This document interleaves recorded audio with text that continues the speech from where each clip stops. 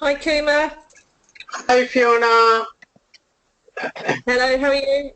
Yes, I'm all right. Sorry, I missed you last week. Uh, we Oh, had, that's okay. yeah, we had a family funeral, one of our church friends. So had to go for that, Oh, and sorry to hear that. sudden death. A young man, just about 30 odd years, heart attack. Oh, no. Yeah, so it was very tragic, and with two little children, so we were there all the time. Yeah, I'm sorry to hear that. Yeah, it's so much of a difficult thing for the young wife. So we have to Yeah. see. Yeah, that's true. Uh, anyway, we will cover up that. We'll catch up with on a date convenient to you. Okay. So I sent you an answer for the question what we did together last time. That's right. Yeah, Yeah, I've got that. yeah. It was a bit of a comprehensive one because, as I said, I'm looking all possible avenues. So what Yeah. you will do is in the exam, if you get a similar kind of a thing, you will write as much as possible according to the Yes. allotted time. So that's what we are going to look at. So today we have another question. It's all about the IFRS tree, and it's all about the consolidation, acquisitions, disposals. All sorts of things are coming up in this 25 mark question. In fact, I have Yeah. summarized. I think I just want to see how many topics are there in that little ACCA question. It covers up a variety of ideas in the whole thing. Anyway, let's look at the question first of all. Okay. So we have a public limited company. So the moment it's a public limited company, we know it's a company that Yeah. we need to apply the International Accounting Standards, IFRS. Is currently planning to acquire and sell interest in other entities and had asked for advice on the impact of IFRS 3 revised business combination. So IFRS tree was revised many times, and I think the latest what we have is the 2008. That was the revised standard we have. Okay. The company is particularly concerned about the impact on earnings, net assets, and goodwill at the acquisition date and any ongoing earnings impact that the revised standard may have. So a couple of things they're thinking. The company is considering purchasing additional shares in an associate, Josie, a public limited company. So that company is also a public company. At the Yeah. moment we hold 30%. So when we hold 30%, what is the kind of a relationship we have? So that's an It's an associate. associate. What's the key word? Significant influence. Yeah. Significant influence, right? It's not the 30% that matters, but what matters is can we have a significant influence over the company? But the assumption is if you have anything over 20 to 49, that you will have a significant influence. Anything over 50, control. That's a Yeah. subsidiary. So the moment you go from 30 to 70, the associate becomes a subsidiary. So when it's an associate, we don't prepare consolidated, but the moment it's a No. subsidiary, we have to prepare consolidated, right? The moment it's a Yeah. subsidiary, we become the parent, it becomes the subsidiary, we need to prepare the consolidated. And Yes. by offering the shareholders of Josie cash and shares in market. So consideration can be paid in many forms. One is to pay cash to the shareholders of that company. So they sell the shares to you, your company, and they go home. Or otherwise, we can give shares of our company and then they become shareholders of our company. They don't go home. In fact, they join our family, right? So that's two Yeah. ways. There are many other ways we will look at in this question. I think there are some other. Marriott anticipates that it will pay 5 million in transaction costs to lawyers and bankers. So that's another important thing in IFRS 3. We will talk about how to deal with the transaction cost. Josie had previously been the subject of a management buyout. So what is a management buyout, Fiona? Where the management of the company have come together to buy the majority shares. Yeah. Yes, correct. That's basically when you are selling a division or part of a company, the management of that division or part of the company can make offer and work through a kind of a sell-out transaction with the main company, and that is what we call a management buyout. So in management buyout, one of the biggest problems that the people who are proposing to buy out will find is finding money to buy the company, Yes. to buy the company. So most of the time, at that time, the support term comes from the venture capital companies. Venture capitalists generally provide money that is required for a management buyout. In a management buyout, there are a lot of advantages, lot of disadvantages. One of the disadvantages for the buying company or for the management buyout will be all this time the services like finance, HR, all that were provided by the main company. But now when you buy out, you have to find your own own finance service, HR service, etc. So that can be an additional cost when you buy out a management buyout. Yeah. The advantage is it's the existing company that is being carved out. It is being and you all have the expert of doing the business. So that way you will benefit because you have the knowledge, the skills to do the business. But at some time the selling company may not want to release all the people whom you want. For example, the IT person, right? Now, IT Yeah. person is serving you, the parent company or the main company, and the division also. So, if the IT manager goes with the division, then you lose the IT person. You lose one of your key people. I remember Yeah. we were in one of the companies I worked, there was a management buyout. So some people, they wanted to buy, but one of the biggest disputed area was the IT, because IT was for the main company. And that IT fellow was trying to leave the whole thing and join the management buyout team. And that was going to cause a lot of problems for our company. So Josie had previously been the subject of a management buyout. In order that the current management shareholders may remain in the business, Marriott is going to offer them share options in Josie, subject to them remaining in employment for 2 years after the acquisition.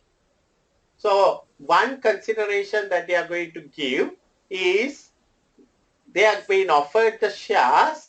Now the management buyout is the team in Josie. So this Marriott is going to buy Josie, but the Marriott management is, or the Marriott directors are telling the those owners or those managers that you have a right to buy shares, or they give an option to buy the shares, but for that the condition is they have to work for 2 years after the acquisition. What is the purpose of that one? What is the purpose, Fiona? Why do they, now tie them in pardon? so that it's to tie them. So if they don't stay for the 2 years, then they're not able to hold those shares. Get the option. Yeah. Yeah. But why should you offer? Why can't you ask the fellows to go home? Why do you want to keep them? Because they've got the skills to run the business. That's correct, because the continuity, isn't it? Right? You, Marriott, you don't know anything about the Josie. So you buy the Josie, and if all the Josie senior management leave, you will be in real trouble. So you want them to be there. For that purpose, you are offering them, hey, you stay. If you stay for another 2 years, we are going to offer a share option in the Josie. Yeah. Additionally, I want to underline the word additionally. Marriott will offer the same shareholders shares in the holding company, which are contingent upon a certain level of profitability being achieved by Josie. So the parent is offering shares in the subsidiary company for continuation of employment, and parent is offering shares in the parent company for this management or these managers for achieving certain profitability, certain targets. Yeah. So you can see two considerations coming up. In addition to the cash, there are two considerations coming up. Each shareholder will receive a shares of holding company up to a value of 50,000 if Josie achieves a predetermined rate of return of capital employed for the next 2 years. So that is performance based. First one, you have to work 2 years. Yeah. Josie has several marketing related intangible assets that are used primarily in marketing or promotion of its product. These include trade names, internet domain names, and non-competition agreements. These are not currently recognized in Josie's financial statement. You remember, according to the intangible assets, you can't recognize your own intangibles. So they have some trade names, the internet domains, and non-competition agreements, which they cannot include in their own financial statements because they are not purchased ones. So you can't place a value, right? You can't place a value. So according to IS 38, you can't, U36, you can't, I-38, you can't bring that one. Marriott does not wish to measure the NCI in subsidiaries on the basis of proportionate interest in the identifiable net assets, but wishes to use the full goodwill method on the transaction. So remember, we discussed the NCI can be measured in two ways. One is what we call the proportion method. I told you when we use the proportion method, the goodwill on the consolidation is only the parent's goodwill. The other method is what we call full goodwill method or fair value method. When you use the fair value method, the goodwill appearing on the consolidated is the full goodwill which belongs to both the parent and the NCI. Right? So, Marriott is unsure as to whether this method is mandatory or what the effects are of recognizing full goodwill. So, in other words, he's asking, is it compulsory that we have to go on one particular method? You remember I said no, not compulsory. You can use either method, and if you have two subsidiaries, on one you can use the NCI proportionate method, and on the other one you can use the NCI method, the fair value method. Right? Yeah. So that will be our answer for that one. Additionally, the company is unsure as to whether the nature of the consideration would affect the calculation of goodwill. In other words, consideration can be paid in form of cash, can be paid in form of shares, can be paid in form of contingent consideration. That is, the consideration will be paid only if you achieve certain performances. So that's what we call a contingent consideration. So you can pay cash, you can pay shares, and you can pay something later depending on the performance. So they're asking, will the calculation for the goodwill have an impact if the consideration is going to be cash, if the consideration is going to be shares, or if the consideration is going to be something like a contingent consideration. To finance the acquisition of Josie, Marriott intends to dispose of a partial interest in two subsidiaries. Now, to buy Josie, they need money, right? And for that purpose, they are trying to sell two subsidiaries. One, they are going to sell retaining the control. That means they must be having 70 or 80%. They will sell 25 or something like that, but still they will be controlling. So that's what we call a piecemeal disposal. Piecemeal acquisition is coming up in Josie from 30 to 70. Here we can see a piecemeal disposal happening.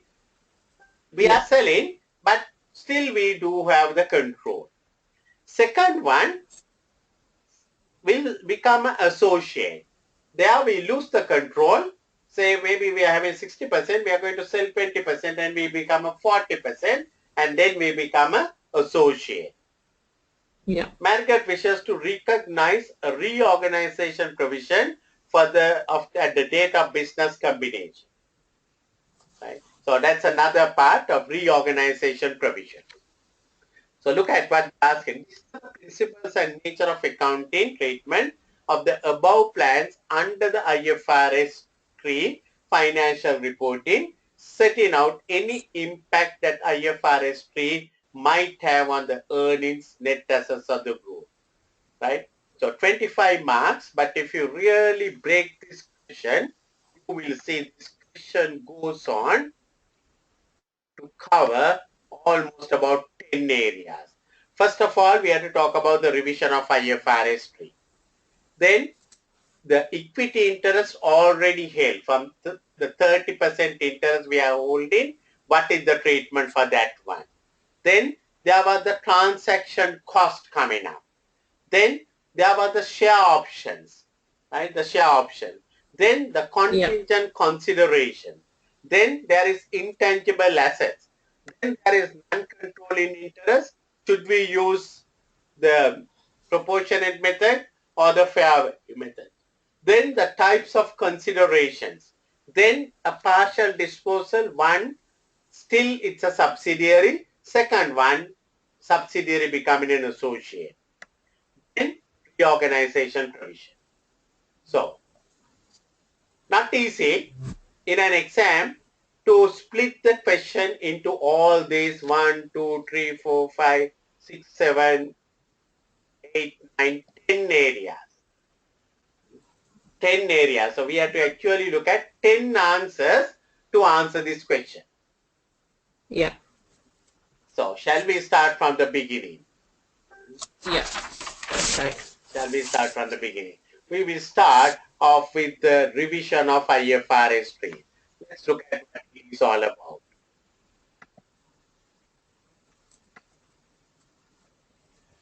Public companies currently planning to acquire sell interest in other. The company is particularly concerned about the impact of earnings, net assets, goodwill, and ongoing earnings based on IFRS 3. So let's talk about little about IFRS 3. So IFRS 3, we know it was revised continuously, and basically the idea, you can note down this one, Fiona. The idea of the IFRS 3 is to consider the group as one economic activity. That is the idea of the IFRS 3. That is why we call it a business combination. The whole group, the parent and the subsidiaries, they want to consider it as one economic activity. The group as an economic entity, as an economic entity. That means, what it means is that all providers of equity, the parent and the non-controlling interest, both the people who provide the equity are considered equity shareholders of the group. So that is why you remember we said in the consolidation, there are two parts of equity. Equity be attributable to the parent, that the parent company share capital, plus the consolidated retained earnings, plus any other reserves. That is what we call parent's equity. Then we add the non-controlling interest, and that's what we say total equity. So that is coming up from the IFRS 3. IFRS 3 basically says it is one entity and all who have provided equity, both the parent and the non-controlling interest, all that is what we call equity. Yeah. So all business combinations, because it's a control, we have parent and a subsidiary relationship, it is accounted under acquisition accounting. Acquisition accounting. And you remember in acquisition accounting, we have a goodwill coming up. How do we calculate the goodwill? We look at the consideration what we have paid, plus the non-controlling interest, less the fair value of all the net assets of the company is what we call the goodwill. Yeah. So the consideration according to IFRS 3, very specifically, it should be measured at fair value. Yeah. It should be measured. The consideration should be always measured at fair value. And the non-controlling interest can be measured at fair value or on the proportionate basis. Right? So here, Yeah. Marriott is proposing to purchase additional shares, which is going to give from 30 to 70%, which is going to give the control, and therefore the Joshi will become a subsidiary of Marriott.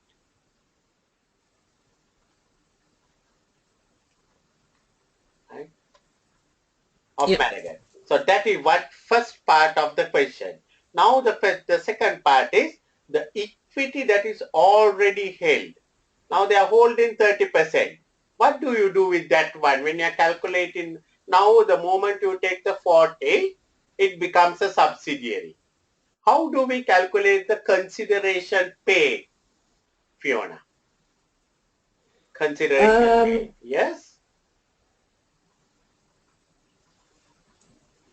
How do we calculate the consideration? Because from earlier we were 30, now 70. The moment we come to 70, it is a subsidiary.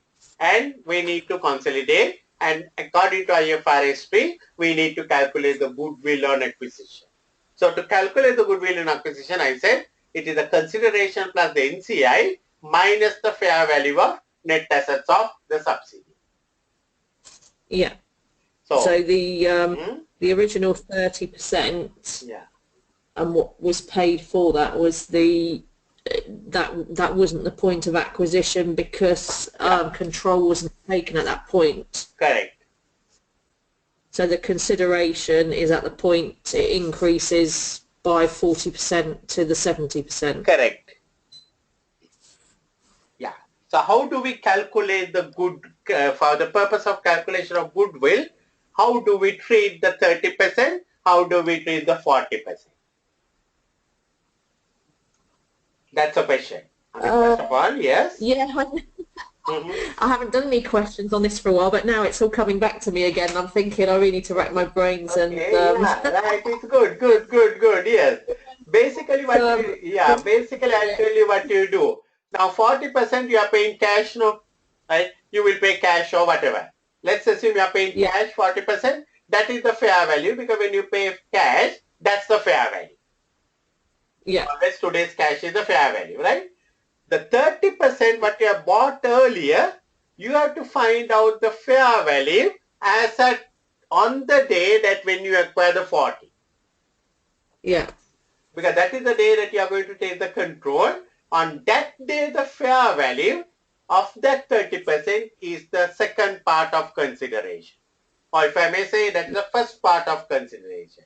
Not the original cost of 30%. So let's assume 30% was purchased in 2014 and they paid, let's say they paid 10 million, right? Yeah. But in 2015, when they took that 40%, let's assume the fair value of that 30%, which they bought for 10 million, is now 13 million.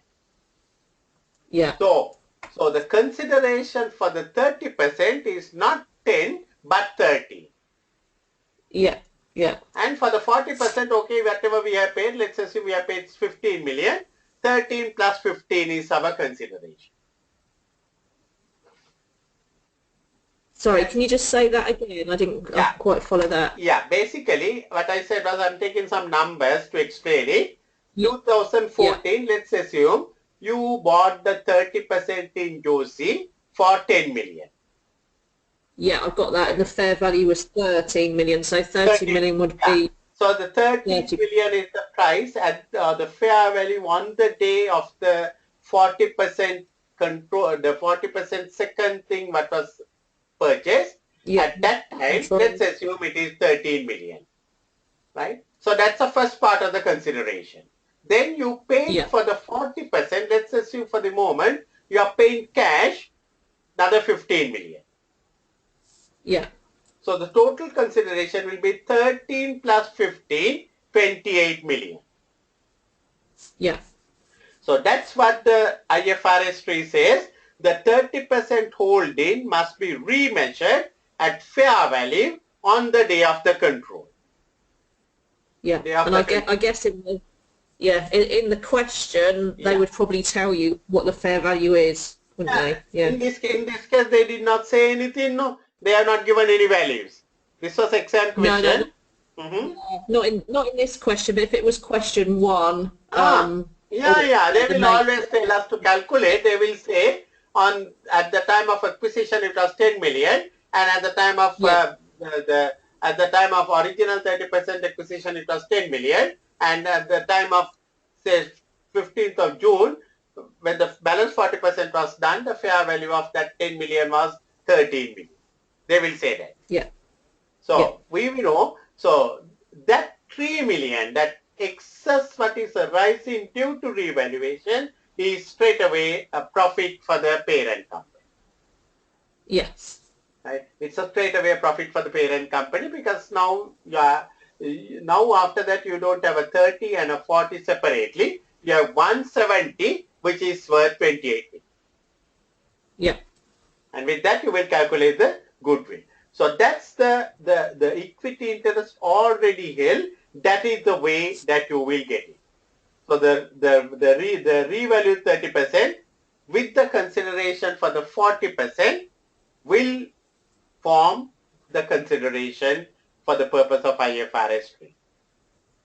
yeah, Now in this case they say little bit more complication. They say the from 30 to 70 by offering shareholders of Joshi cash and shares. Cash and shares. So it's not yeah, only cash, they are offering shares also. Shares of Marriott. Shares of Marriott. So shares of Marriott, the fair value will be the market price on the day of the transaction. Shares of Marriott, the price will be on the day of the 70% time, the market price, because it's a listed company, so they have a market price, that will be the price. yeah, So that's first part of it, right? Then also, you remember Joshi is also a public limited company. yeah, Joshi is also a public limited company. So the Joshi is for the moment we don't have that one. If the now Joshi's non-controlling interest when we are measuring, we can look at now we have 30 plus 40, 70%, right? 70% in Joshi. So Joshi has 30% non-controlling interest, correct? yeah, Now that non-controlling interest, because it's a public company, it will have a share price. If you're going on the fair value method, you can take the share price, whatever the share price, multiply by the 30% number, that will be the fair value of NCI. yeah, Right? If it was not a public listed company, we will have to value it. But if it's a public listed company, examiner does not need to give you specifically the NCI fair value. If the examiner says that the Joshi has 10 million shares, for example, 30% we know it's 3 million. And if the examiner says the fair value of Joshi's share or the market price of Joshi's share on the day they acquired the 40% additional is $4, we know the NCI fair value will be 3 million into 4, 12 million. yeah, Right? So sometimes examiner may not give you the fair value. It will say the market price. We know the number of shares are 10 million. We are going to have an NCI of 30%, that is 3 million. 3 million into 4, 12 million is the value. If it is an unlisted company, examiner might say NCI is measured on fair value method and the fair value is so much. yeah, Right? So any gain or loss arising from the original acquisition of the 30% to the date of the acquisition of the balance 40% will be treated in the P&L. Now there is another part of that question.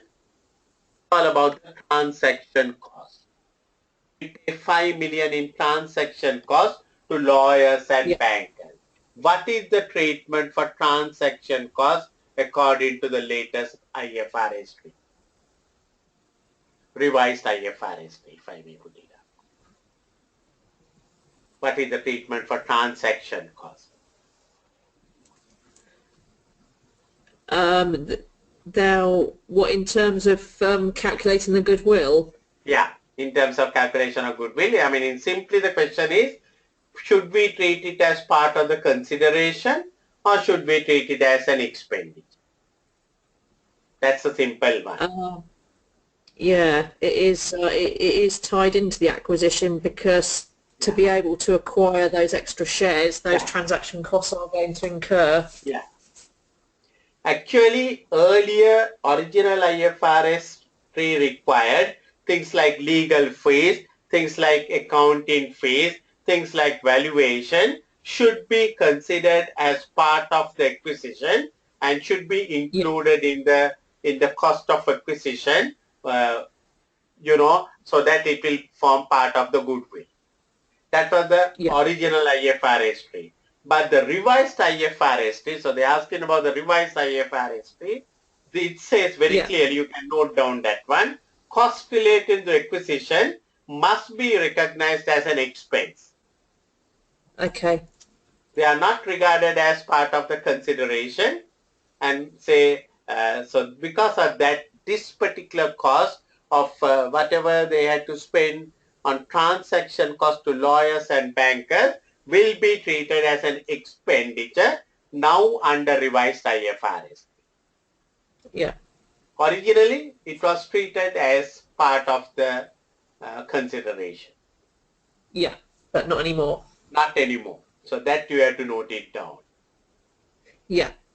Now the next one is the 2 share options. Remember, there are 2 share options here. It's for the management buyout company. One option is for them to continue in employment for next 2 years. And for that, they have been given option to buy shares in that own company in the JOSI. Second option is for them to show a particular profit over a period of 2 years. And if that happens, the share, the parent company shares up to the value of 50,000 will be given. Now the question is, how do we treat both these two? How do we treat both these two? Well, not all the staff may stay in employment for the 2 years, so it's not guaranteed. Yeah. Quite often staff will. Yeah, if they stay, because let's assume they are going to stay, and at least some other people will stay. The idea of a share option scheme is to encourage for them to stay. Yes. Right? Is to encourage them to stay. So if the company is doing well, you might decide to stay for 2 years because you might see it's worthwhile for you to sacrifice 2 more years in this company because you can get a big windfall profit through your exercise of the share option. Right? Now here, I want you to understand 2 things. These 2 share option schemes have 2 different purposes. One purpose is to keep the people after the acquisition inside the company. Yeah. Now that is the word that what I used was after acquisition. After acquisition. So that is something like the shares are given as a part, as kind of a compensation for services after the acquisition. The idea is not for performance. The idea is they must work for another 2 years with you all. Yes. So this is something that is coming up under IFRS 2 share-based payments. Right? It is not. It is not for the performance. It is simply you wait for to keep the people you are giving after the acquisition. Now the acquisition has happened. It's not nothing to do with the acquisition. It is to retain the people, to keep the people, and for that purpose you are offering something, and that falls under the IFRS 2 because that is compensation for services after the acquisition. Okay. Right? So the condition attached is for the employment base rather than for performance base. The first one.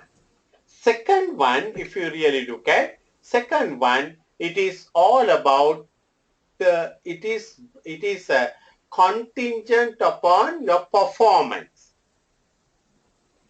You perform, you will get, otherwise you don't get it. Yeah.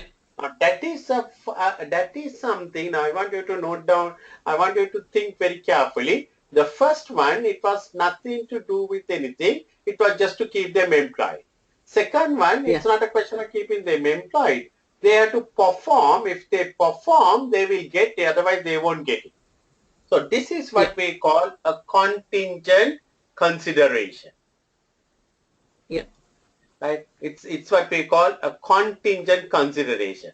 It's part of your consideration.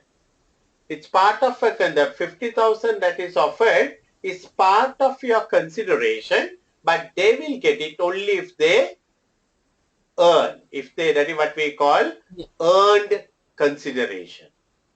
Earned consideration. The people will have to work hard and earn it. They have to get that level of profitability. So this is what IFRS 3 define. It basically says it's an obligation of the acquirer to transfer additional shares or equity shares to the former owners as acquired as part of the exchange for control of the acquiring if specified future events or conditions are met. So it is a part of your consideration. It is not to keep them. It is to ensure that they perform and show you the performance, and therefore it falls under IFRS 3. Yeah. First one falls under IFRS 2. It is for continuity of employment after the acquisition. Second one, it is not after the acquisition. It is part of your consideration, but you are not going to pay it today. You will pay later, provided they perform. Yeah. Right. So that is what it is in the second part of it. So it will be the original IFRS 3 said this is what we call a contingent consideration.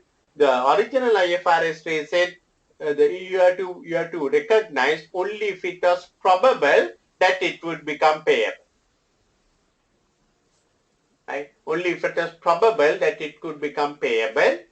Probable means there's a more than 50% chance that those directors will perform and that you have to pay. And so long as it could be measured reliably, it could be considered as contingent consideration. Right? Okay. But subsequently, IFRS revised one, it recognized that by entering into acquisition, the acquirer becomes obliged to make additional payments, right? Additional payments, and therefore you have to recognize it whether it is probable or not. Earlier, it was only probable. Probable means there was a more than 50% chance. But the revised IFRS 3 says whether it's a probable or not doesn't matter. So if you have an obligation to make the payment, then you must consider as a contingent consideration.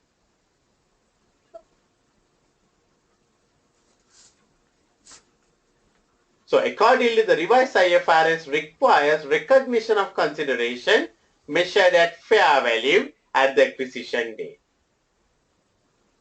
Okay.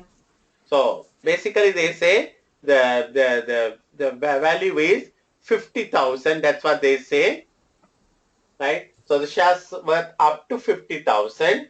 So that means there's a value and it is shares. It will meet the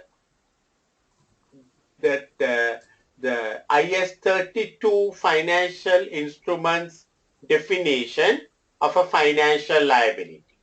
You remember Yeah. IS 32 talks about if we had to pay any equity or money as a kind of a for exchange of a financial instrument. What is a financial instrument? It's either cash or equity.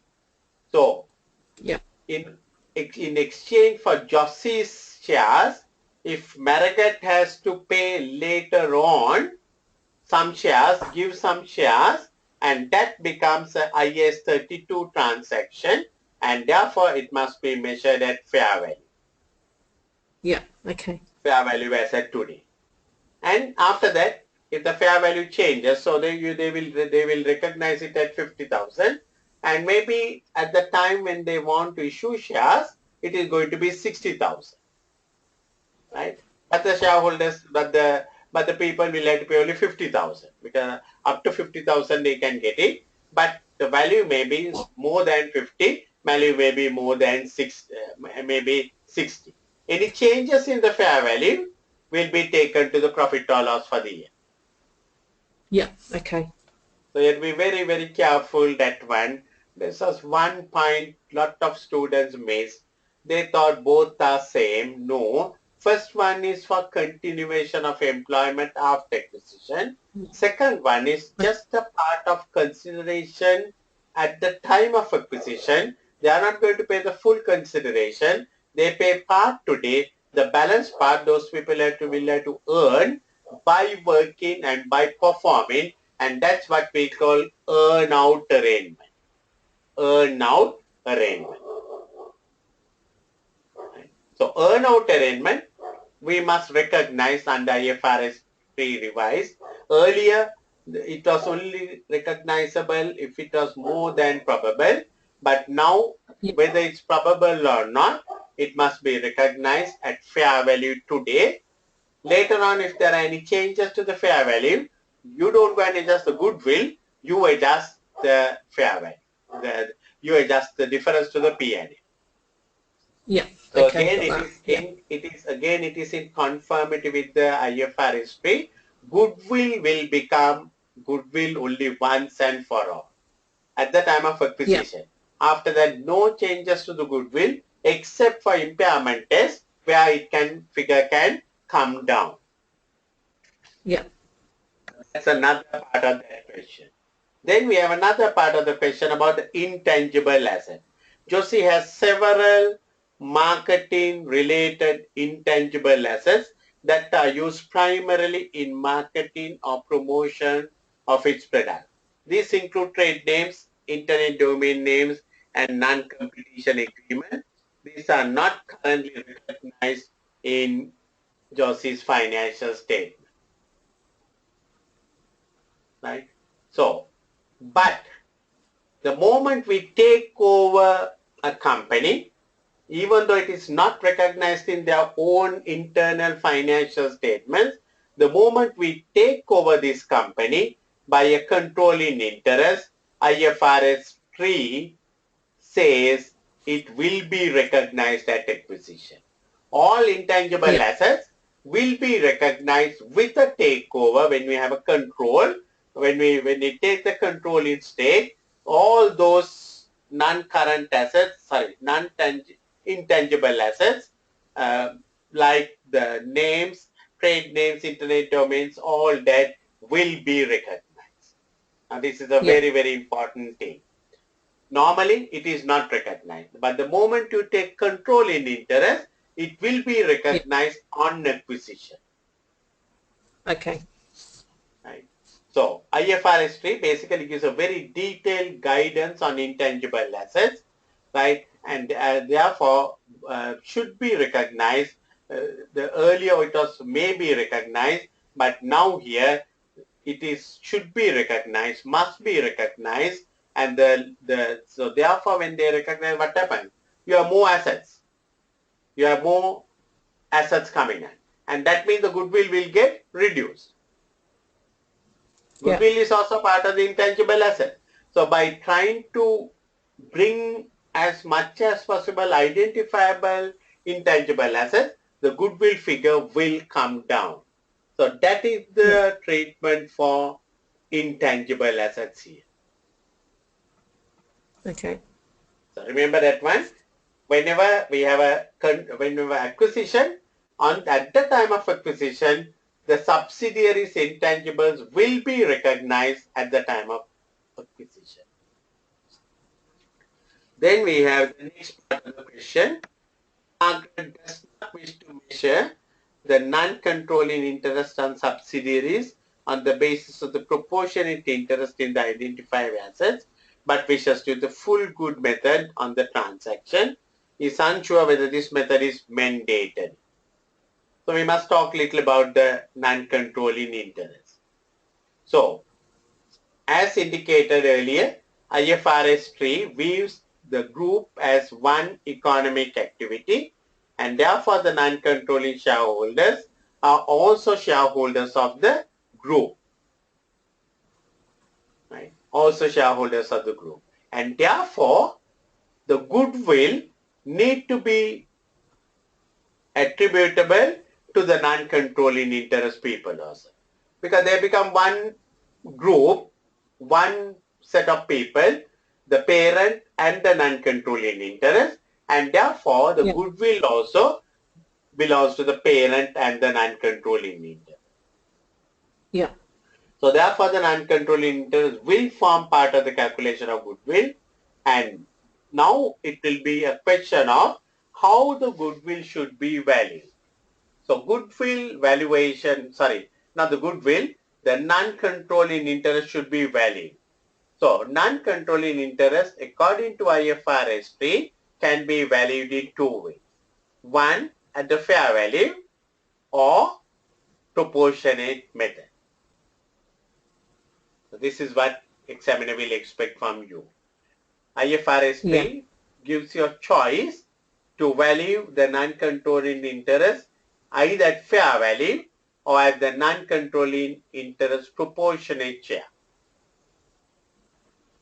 If it is fair value, IFRS 3 suggests that the fair value will be the market price for the shares held by the NCI just before the acquisition by the parent. Just before the acquisition. So, if the NCI is holding 3 million shares in the company, and just before acquisition, what is the market price? That is the price. Because, after Yeah. the acquisition, the price can vary. Because if you buy a company, immediately the subsidiary share prices can go up. But what we have to look at Yeah. is not after the acquisition, just before the acquisition. So that's another very important thing. Examiner might say, just before the acquisition, the price is $7. After the acquisition, the price is $8. What is the price we should use to value the NCA? Remember, it is the 7. It's always just before the acquisition, right? So that's what we have to look at, and that will be the value for the NCI if it is fair value method. But if it is proportionate method, since we are not bringing the entire NCI, or rather the entire, we bring the proportion of net asset of the NCI, the goodwill belongs only to the parent. And therefore, any impairment also, you remember I told you, it will be only to the parent. Yeah. So that's the other one. Then the type of consideration, whether it will have an impact upon the goodwill. In other words, what they're asking is, if the consideration paid in cash, if the consideration paid in shares, or if the consideration paid in kind of contingent consideration, will the goodwill value change? What do you think? No. No. No. The nature of the consideration, whether it is cash, shares, or contingent, it does not affect the goodwill. It does not affect the goodwill. Right? So that is a very, very important one. So whether it's the cash, shares, or contingent, it does not affect the goodwill. However, the structure of payments may affect post-acquisition profits. Like the way that you are going to make the payment can have an impact upon the post-acquisition profit. For example, a part of the consideration is contingent here in this particular case, and changes the fair value will be reflected in the profit or loss in the future. So your post-acquisition profits can get changed, but the goodwill will never get changed. Goodwill will be the same. Yeah. So that's the next part. Then the partial disposal. Just like we spoke about the partial acquisition, there can be partial disposals. Number one, you are already having 80% in a particular company, and that means you are a parent. You sell 20% of that one, still you will be the parent. Yeah. Still you will be the parent. Now in that scenario, what happens is, your earlier non-controlling interest was 20% because you were holding 80. Now your non-controlling interest is going to be 40% because you hold 60 and they are going to hold 40. So what basically has happened is the non-controlling interest part has gone up, right?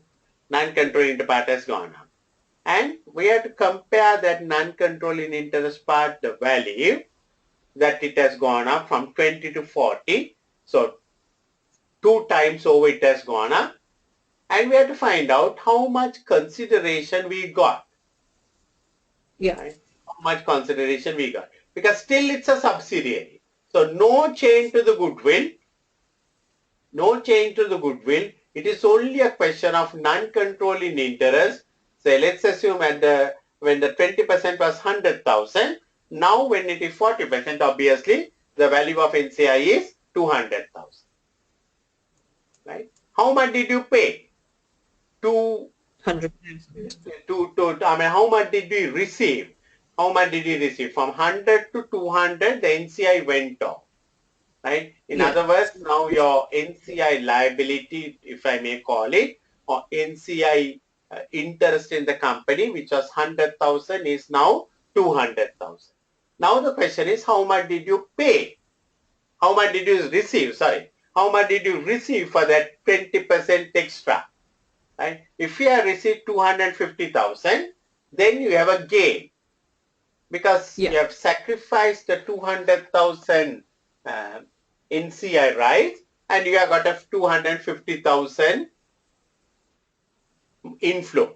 So it's a gain. It's a 50,000 gain. If that is the case, what we do is we take that into the P&L as a gain, and that is what is reflected in other equity of interest. Right? That is what has happened. Because what we did was we sacrificed our non-controlling interest, or rather we sacrificed our non-controlling interest, which was 20%, we made it 40%. And for that purpose, we got some money, and the difference between what we got and what we sacrificed, if it's a gain, it will be shown in the other components of equity. Yeah. If it is a loss, it will be also shown as a other component of equity. So that is what we call a partial disposal. No goodwill is changing. Consolidation will still happen because it's a subsidiary. Only thing, there's a change in the non-controlling interest, and that change in the non-controlling interest will be reflected as a change in the non-controlling interest. Any gain or losses arising will be reflected as a other component of equity as unrealized profit or loss. Yeah. So in this particular case, there is unsure whether acquisition disposed partial will retain the control of the first subsidiary. So in the first subsidiary situation, it's a partial disposal. Under the IFRS 3, treatment of depends on whether or not the control is retained. If the control is retained, then the treatment is still it's a subsidiary. What is happening is only a change in the non-controlling interest, and therefore it is worked out to calculate the gain or the loss, and it will be treated as adjustment to parent's equity. Okay.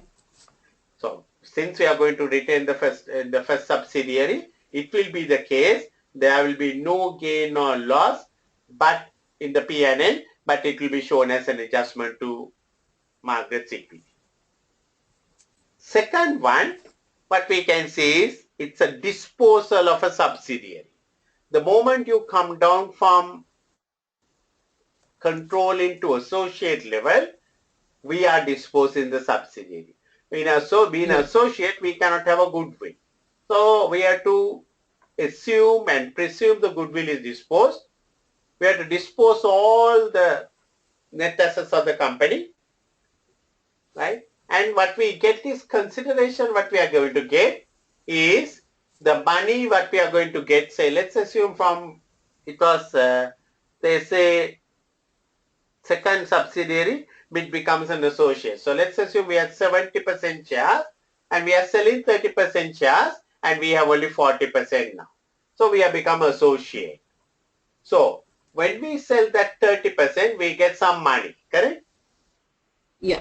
We get some money. And that 40% what we have also has a fair value. So the total consideration what we are going to get is, for the sale, is the 30% money plus the 40%, the fair value of this 40%. That is the total consideration. Against that, what we are disposing is the total goodwill and total net assets of the subsidiary. Because after that, it's no longer a subsidiary. And if we have a gain or a loss, that's a realized gain because we have sold the subsidiary. It will be treated in the profit or loss. Okay. If it was a control to control, the profit or loss will be treated as other components of equity. But if it is a complete disposal of a subsidiary from a control to associate, then the profit or loss will be treated as P&L item. Okay. That's the most important. So this is a theory question what we are doing, but you will see this is your real calculation questions also. One, it will be subsidiary, being a subsidiary still with a loss of NCI or an increase of NCI. Second one, subsidiary becoming an associate or a normal investment, and in that case you have to dispose the goodwill, you have to dispose the net assets of the company because you are no longer going to control, so you are not going to consolidate that one and you must show that one separately. Yeah, okay. So that's the other part of that question. Then we have another part of that question. Because of its plan to change the overall structure of the business, Margaret wishes to reorganize reorganization provision at the date of business combination. Now, what is your scenario there? Reorganization provision. Yeah, so that comes under a different standard. Yeah, that comes under IS 37. IS 37. So we have to now look at when we make a reorganization, because IFRS 10 says when there's a plan to restructure a subsidiary following an acquisition, it is not a present obligation of the acquirer at the acquisition date. Because, you know, IS 37 permits you to provide for present obligation. Yeah. IS 37 is the standard regarding provisions, contingent assets and contingent liabilities. So that is a standard that is basically says the present obligations should be met. But here what we can see is when you acquire a company, there is the restructuring is something to do with the future. Yes, yeah. So because of that, it's not a present obligation. And therefore, it is very unlikely that it is going to be permitted to be shown as a liability. Okay. Reorganization is not permitted as a liability. The idea is basically to prevent what we call creative accounting. Creative Yeah. accounting means you try to, at the time of acquisition itself, you try to sort of make future losses and all that kind of a thing. And then after that, you show a big loss kind of a scenario. And then after that, you do all the work and you try to show big profits as if you have done the big thing. So because of Yeah. that, they don't allow for you to restructuring is not something to do with the past. Restructuring is something to do with the future. Yeah. Therefore, it is not permitted. So you would have seen in this question, all sorts of things were checked. Revision of Yeah. IFRS 3, equity interest, transaction cost, share option. This is typical ACC. It is. Yeah. Yeah. Typical ACC. And that's just 45 minutes for that question. Or Yeah. 40 minutes. Yeah. 40 minutes. Yeah, it's about 40 minutes. 40 minutes and all these areas to be tackled up, reading the Yes. question, trying to understand and trying to work out. So, I mean, basically, the other idea of doing these questions, I really hope that you will get something similar question. If you get a similar Yeah. question, you will have an answer to write.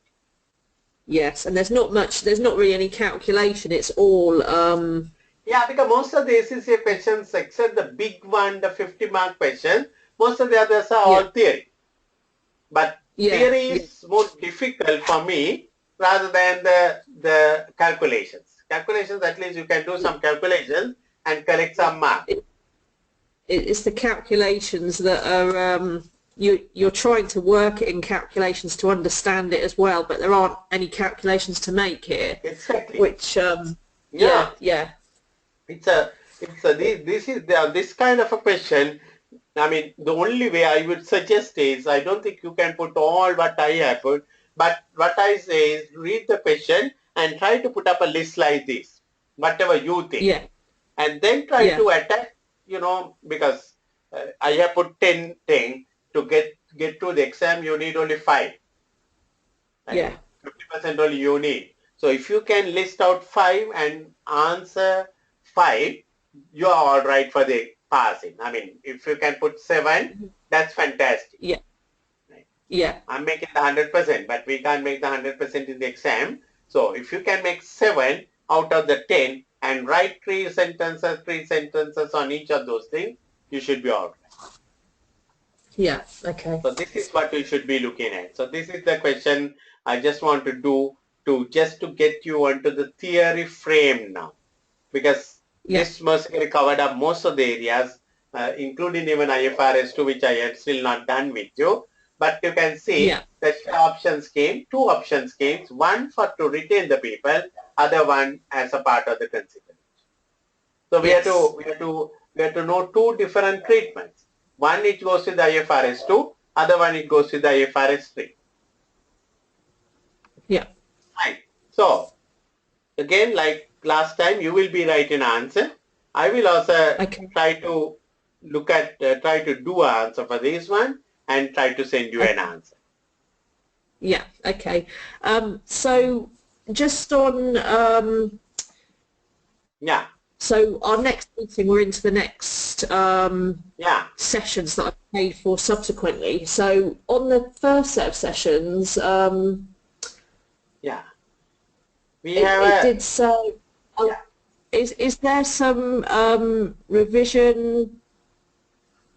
I'm just trying to be clear on whether some information is coming from you or whether it's coming direct from the training school, because it did say there was some study information and revision information. Does that come directly from you, or does that come directly from them?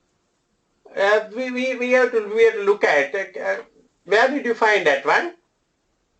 Well, it's on their website. When I came to pay for the sessions, they show what's covered in that package. All right. In the inside. Yeah. Yes, on INSAF, and it does say about the revision kit you mean? Yeah, a revision kit and study kit. I can give you that one, no problem. Oh, okay. So okay, that's what I wasn't sure about, whether it came directly from them or whether No, that was something. I can share that one with you, no problem. I can give you that one.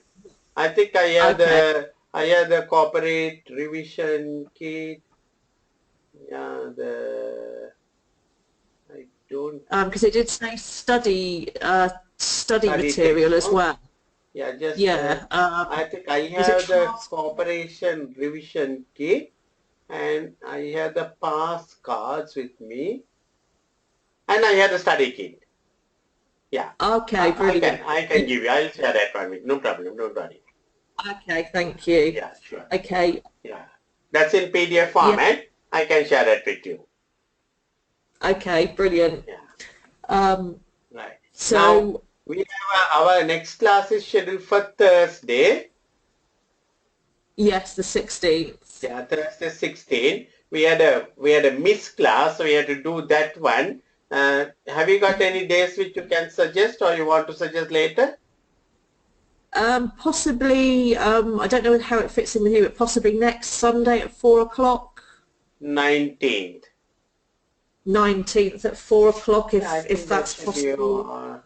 Yeah, I think that should be good for me. Okay, 19th. But if you want to check and confirm back, that's fine. Yeah, so we keep that for 19th. Yes, all right. Yeah. 19th, okay. 4 o'clock? Yeah. Let me fix that for that one. At the moment I'm free on 19th. Yeah, so we will keep it for 19th. So we are meeting on the 16th. Yes. And then we are meeting on the 17th. And now we have a 19th. Yeah. And then we have 21st, 22nd, 23rd, 24th, all that, yes. It's all right. Yeah. And the following week as well, 27th, 28th. Yes, that's right, 27th, 28th, all that, yes. That is there. Yeah. And then it's the exam after that, so... Yeah. Yeah. By that time, I think we should be fairly all right. Any particular area you want me to do on Thursday? You want to do theory questions or whatever? Yeah, could we look at a question with the 50 marks? Yeah, okay, right, okay. We will look at a 50-mark question. I think it's a good thing.